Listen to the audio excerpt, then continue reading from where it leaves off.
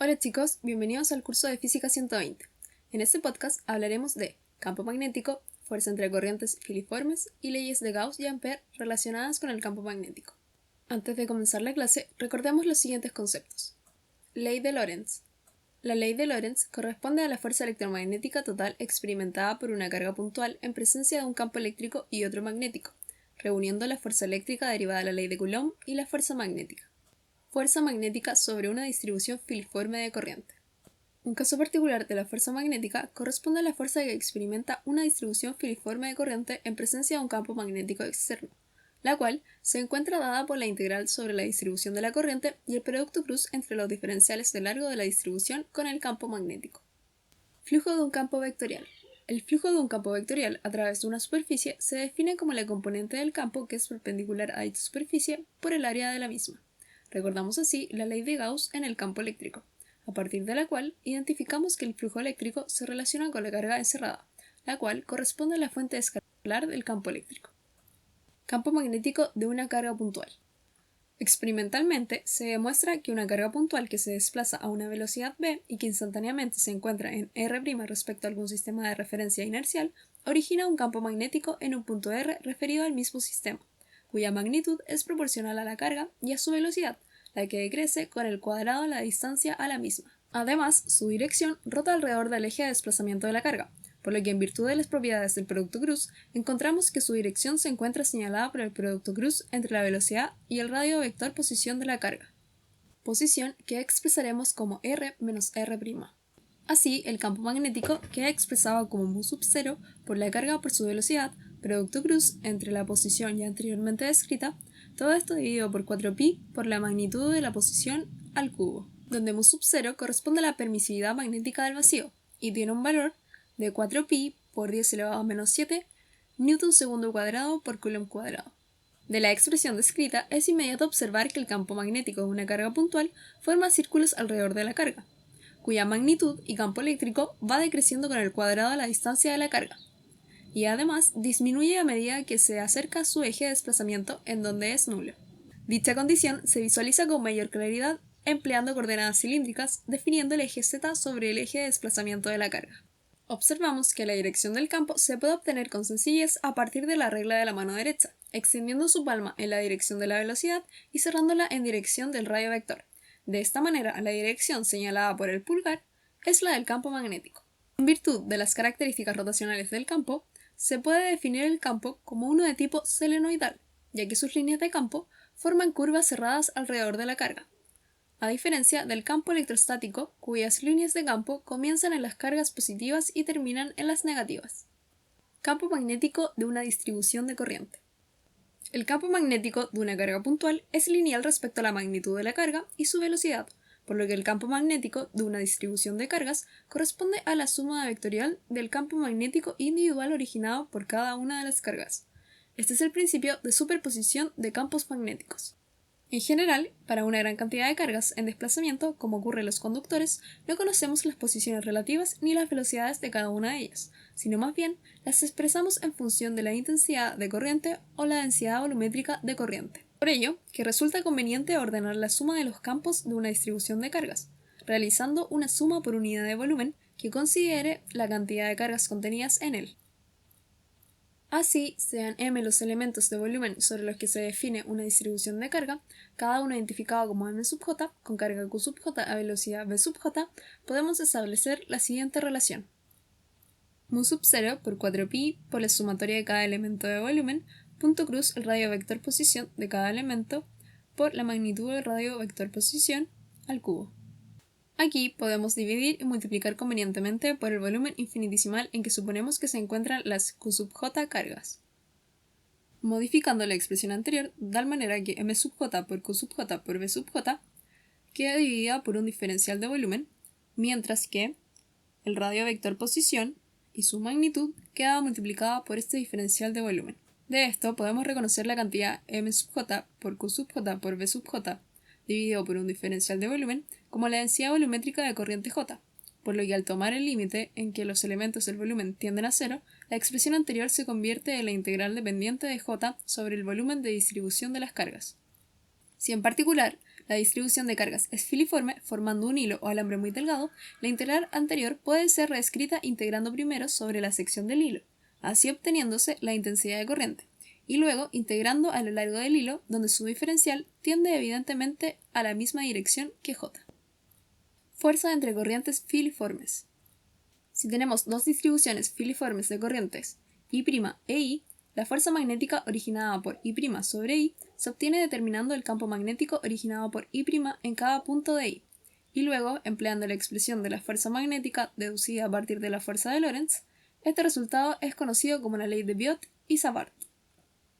el que indica que dos corrientes paralelas se atraen, mientras que las antiparalelas se repelen. Históricamente, esta expresión precede a la de la fuerza magnética, como también a la expresión del campo magnético de una carga puntual, las cuales son deducibles a partir de esta ley, que como ya hemos visto es solo un caso particular de los otros dos. Determinaremos la fuerza magnética experimentada por dos corrientes filiformes, I'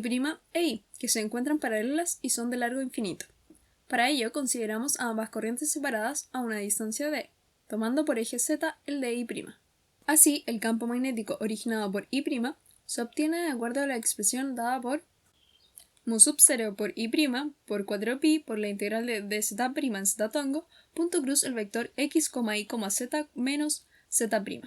por x al cuadrado más y al cuadrado más z menos z' al cuadrado, todo eso elevado a 3 medios,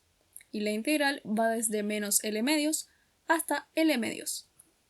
O bien, si desarrollamos el producto cruz, tenemos la relación dada por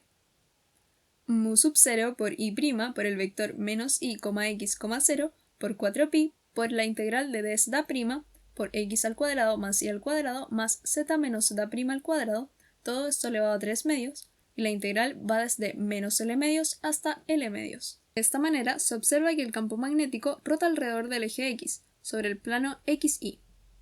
Para desarrollar la integral, realizamos el cambio de variable z menos z' igual a la raíz de x cuadrado más y cuadrado por tangente de phi.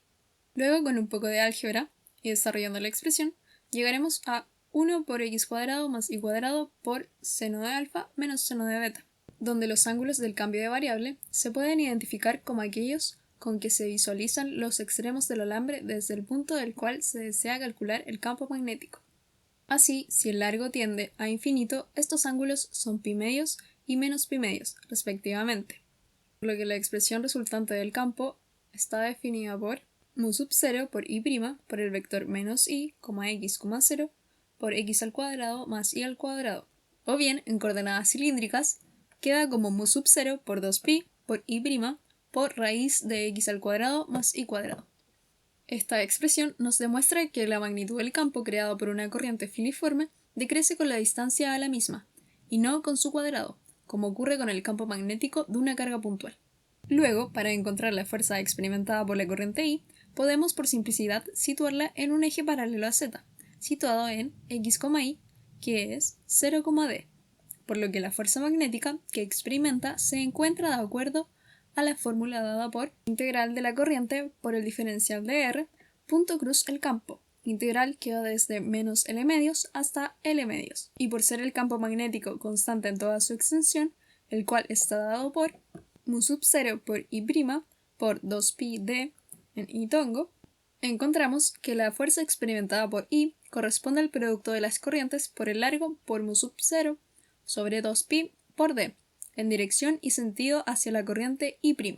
Este resultado es para definir formalmente el amperio, como aquella corriente que al circular por dos alambres rectilíneos y paralelos de sección despreciable, separados por 1 metro en el vacío, produce una fuerza por unidad de longitud de 2 por 10 elevado a la menos 7 newtons por metro.